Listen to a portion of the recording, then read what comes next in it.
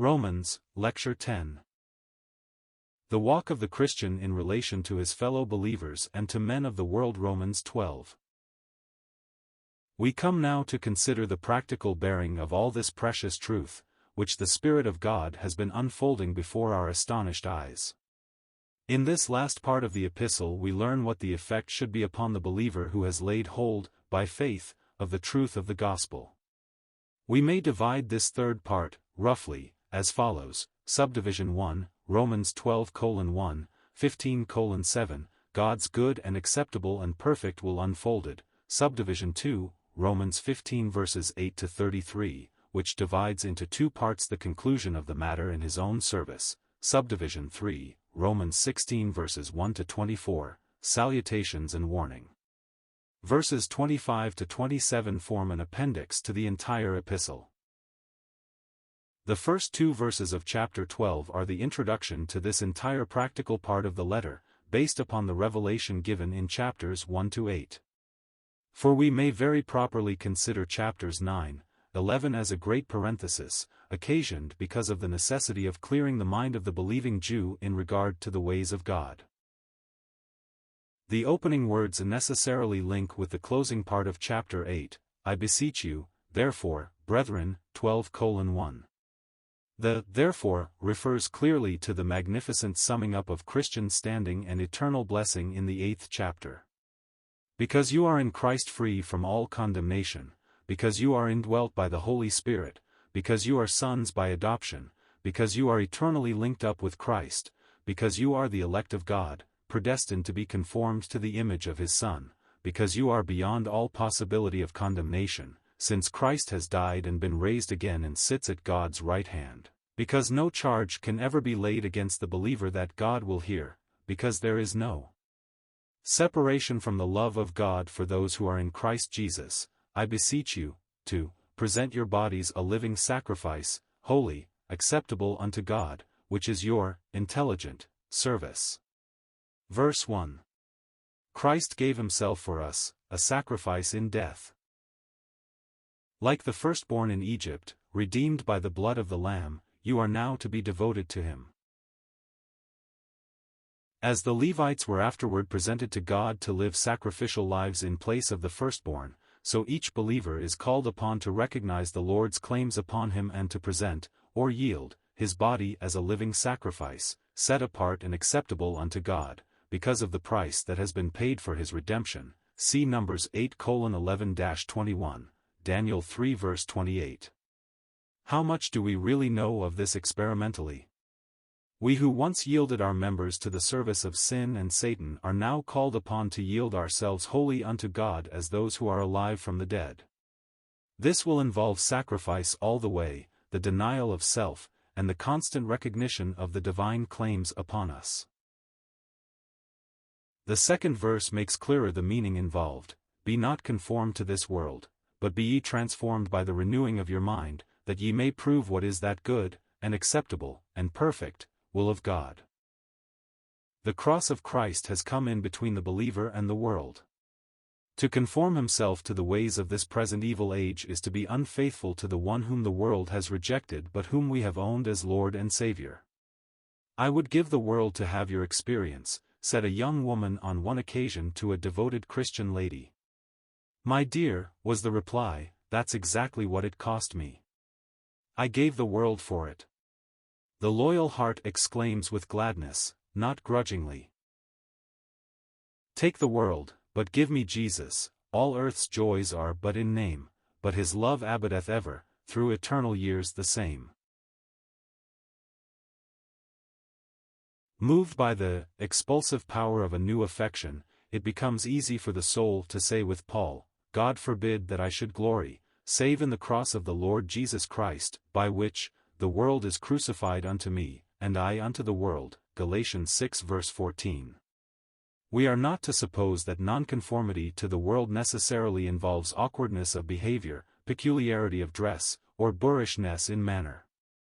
But the entire world system is summed up in three terms: 1. The lust of the flesh, 2. The lust of the eye, and 3. The pride of life, or the ostentation of living. Therefore, Nonconformity to the world implies holding the body and its appetites in subjection to the Spirit of God, subjecting the imagination to the mind of Christ, and walking in lowliness of spirit through a scene where self-confidence and boasting are the order of the day. In 2 Corinthians 3 verse 18 we read that, "We all, beholding as in a glass the glory of the unveiled face of the Lord, are changed, or transformed, into the same image by the Spirit of the Lord," literal rendering. And so here we are commanded to be transformed by the renewing of our minds. That is, as the mind is occupied with Christ and the affections set on things above, we become like Him who has won our hearts for Himself. Walking in loving obedience, we prove the blessedness of the good, and acceptable, and perfect will of God, Romans 12 verse 2. Through the rest of the chapter we have God's goodwill in regard to our relations, particularly to fellow believers. In chapter 13, the will of God for the believer in relation to human government and society in general. In chapter 14 and the first 7 verses of chapter 15, the will of God in regard to the believer's relation to those who are weak in the faith. We note, then, that the believer is here looked upon as a member of the body of Christ, and this, while speaking of wondrous privilege, nevertheless involves grave responsibility. It might be well to point out here that the body of Christ is looked at in two very distinct aspects in the epistles. In Ephesians and Colossians we have the body in its dispensational aspect, embracing all believers from Pentecost to the return of the Lord for His church. Looked at in this way, Christ alone is the head, and all are united to Him, whether as to their actual condition they be numbered among the living or the dead. But in 1 Corinthians 12 and here in Romans 12, the body is looked upon as something manifested on the earth, and, therefore, the apostle speaks of eyes and ears, and so forth, as in the body here below. The absurd deduction has been drawn from this that the church of the book of Acts and of the early epistles of Paul is not at all the same thing as the church of the prison epistles. This view is pure assumption, based upon a far-fetched dispensationalism that destroys a sense of Christian responsibility to a very large degree wherever it is fully embraced. In Corinthians, and in Romans, too, the body of Christ is viewed on earth. Inasmuch as there are those set in the church who speak and act for the head in heaven, it is quite in keeping to use the figures of the eyes, ears, and so on. If one member suffer, all the members suffer with it. 1 Corinthians 12 verse 26, could not be said of saints in heaven. Their sufferings are forever over. But as long as there is a suffering saint on earth, every other member of the body of Christ shares with him in his affliction. I remember well, as a boy, gazing with rapt admiration upon a regiment of Highlanders as they marched through the streets of my native city, Toronto, Canada, and I was thrilled when I was told that that regiment had fought in the Battle of Waterloo. It was quite a disappointment to me afterward to learn that not one man of them all had been in that great battle. I was gazing on the regiment as then constituted, and the Battle of Waterloo had taken place many years before. But it was the same regiment, just with new recruits taking the places constantly of those who passed away. So it is with the body of Christ on earth. Believers die and depart to be with Christ and join the choir invisible above. Others take their places here below, and thus the church continues from century to century. Now as a member of Christ's body I need to realize that I am not to act independently of other members, nor am I to think of myself as exalted above the rest but to think soberly as one to whom God has dealt a measure of faith, as He also has to every other Christian. As there are many members in the human body and no two members have the same office, so believers, though many, together constitute one body in Christ and are all members one of another. But our gifts differ, and each one is to use whatever gifts may be given to him according to the grace that God supplies. If he have the gift of prophecy, he is to speak according to the proportion of faith. If his place be characteristically that of service, let him serve in subjection to the Lord. If he be a teacher, let him teach in lowly grace. If an exhorter, let him seek to stir up his brethren, but in the love of Christ. If he be one to whom God has entrusted earthly treasure that he may give generously to relieve the need of his brethren or to further the work of the gospel, let him distribute with simplicity, not ostentatiously as drawing attention to himself or his gifts. If he be fitted to rule in the assembly of God, let him be a diligent pastor or shepherd of the flock. If it be given him to show mercy to the needy or undeserving, let it be with cheerfulness. Above all things, let love be genuine, without pretense or hypocrisy, abhorring that which is evil but cleaving to that which is good. How much we need the simple exhortations of verse 10, "Be kindly affectioned one to another with brotherly love, in honor preferring one another." Elsewhere he writes, "Be ye kind one to another," Ephesians 4 verse 32. How rare a virtue true kindness is! How often pretended zeal for truth or for church position dries up the milk of human kindness. And yet this is one of the truest Christian virtues. Dr. Griffith Thomas used to tell of an old Scotch pastor who frequently said to his congregation, "Remember, if you are not very kind, you are not very spiritual." And yet how often people imagine that there is something even incongruous between spirituality and kindness. How differently would Christians speak of one another and act toward one another if these admonitions were but kept in view. The first part of the 11th verse is better translated, "not remiss in zeal."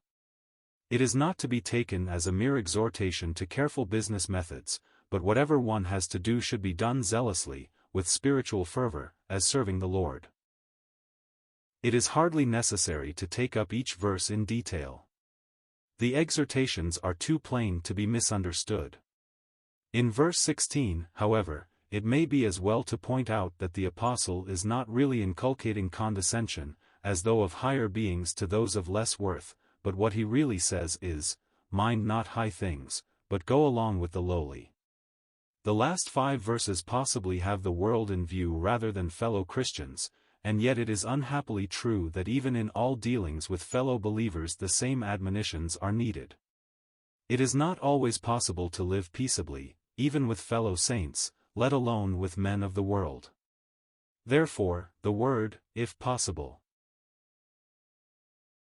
"As much lieth in you, live peaceably with all men," v. 18.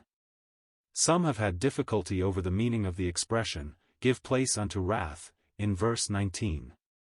What I understand the apostle to say is this: do not attempt to avenge yourselves, but leave room for the judgment of God. If wrath must be meted out, let him do it, not yourself, for it is written, "Vengeance is mine, I will repay, saith the Lord," verse 19. Savonarola said, "A Christian's life consists in doing good and suffering evil." It is not for him to take matters into his own hands, but rather to act upon verses 20 to 21 in simple confidence that God will not suffer any trial to come upon him through others which will not eventually work out for good. This is not natural, but it is possible to the man who walks in the Spirit. A young nobleman complained to Francis of Assisi of a thief. "The rascal," he cried, "has stolen my boots." "Run after him quickly," exclaimed Francis, "and give him your socks." This was the spirit of the Lord Jesus, who, when he was reviled, reviled not again, 1 Peter 2 verse 23, and for hatred ever gave love. No one can fail to see how like are these exhortations to the teaching of our blessed Lord in the so-called Sermon on the Mount. Yet the difference is immense. For there his words were the acid test of discipleship while waiting for the coming of the kingdom which is yet to be displayed. But here we have exhortation to walk in accord with the new nature that we possess as children of God. It is not in order that we may be the children of our Father in heaven, Matthew 5 verse 45. It is the manifestation of the Spirit's work in those who belong to the new creation.